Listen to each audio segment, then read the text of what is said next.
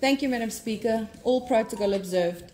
We would like to start with condolences and congratulations.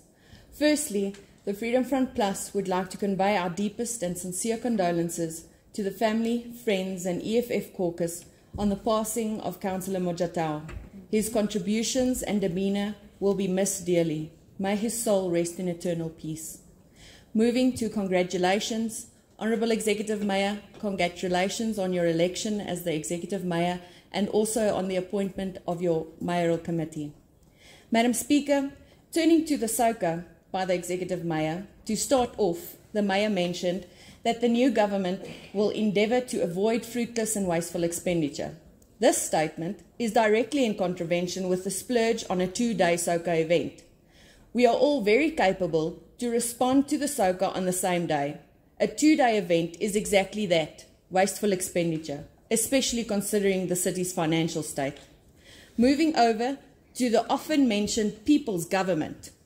Democracy means government by the people, all people. If this government insists on calling themselves the people's government, it is a bad start to selectively implement service delivery, something that became quite evident throughout the Mayor's address. Democracy is not a spectator sport. We have to meaningfully engage with all residents and actively participate, instead of only advocating for a selection. But wait, the bad start already occurred when the new executive team were not sworn in together. Unity is definitely not a word to be uttered by the yellow and red government. The only recent squabbles the Executive Mayor should be referring to is those within his dysfunctional governing team. Executive Mayor, you went on to talk about some of the plans for the city. Most of these plans, which in actual fact has been implemented by the previous multi-party government. Revenue enhancement strategies, proper service delivery coordination, healthcare and other campaigns, infrastructure upgrading, to name but a few. Trust the ANC and the EFF who compiled this SOCA to take credit for something they had no hand in.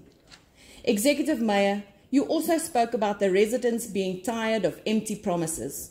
Of course they would be. They have been hearing them for over 21 years.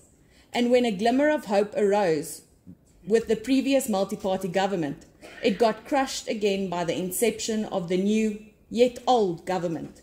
A prime example of empty promises is the repairs and construction of 9 reservoirs within 100 days. I guess being realistic is not an approach this government will take. Executive Mayor, the SOCA actually brings on a little bit of déjà vu. The 2016 SOCA was very similar, maybe a bit of copy and paste, with a little extra pizzazz to keep some coalition partners happy. Yes, I said some. The Super 7 were clearly not catered for. Furthermore, there is the establishment of the laughable Central Corruption Watch, which in itself will enable corruption under ANC watch. And then, of course, the infamous university, which, by the way, was also mentioned in 2016. Thank goodness Disneyland wasn't mentioned again. Yet, in the same breath, the Mayor says that they will prioritise service delivery. Where will all these funds suddenly come from, we wonder? Focusing on long-term plans such as the university might seem good. However, we wouldn't encourage this government to plan too far ahead.